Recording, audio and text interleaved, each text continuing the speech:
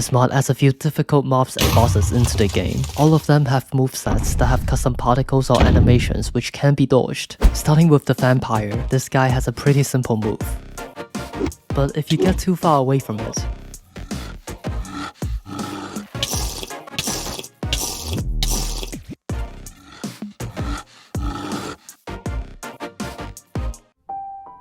this guy also hunts animals around, making him detrimental to the area that he resides in. Then we have the giant. He looks harmless enough, but once he finds his target, he will break everything around him to make way for his attacks. If you're at a certain distance away from him, he will lean down and try to sweep you off your feet. There's also a variation of this attack.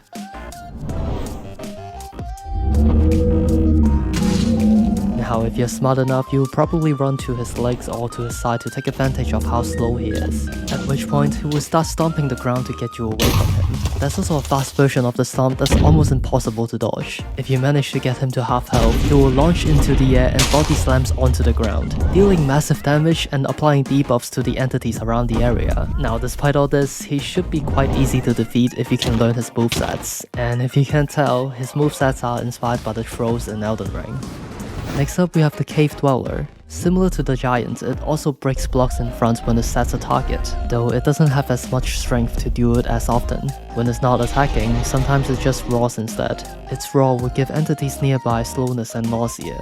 Its main attack includes a bite attack and a headbutt that knocks entities back. If it's fighting a mob or a player, sometimes it will jump around to readjust his body, since he can only do damage to entities in front of him. If the target is far away or trying to flee, it will sometimes jump into the air and slash his target. It also makes use of its roar to slow down its target before chasing it down. Sometimes it will do this instead, dealing massive fire damage to the entities in front of him. When it reaches lower health, the mob will sometimes curl into a ball and roll towards its target. Any entity that touches it during this attack will be damaged and get launched back. This mob is much more difficult to deal with compared to the giant, but most of his attacks can be blocked, unlike the giant. As to what these creatures drop, they don't drop anything yet. Why?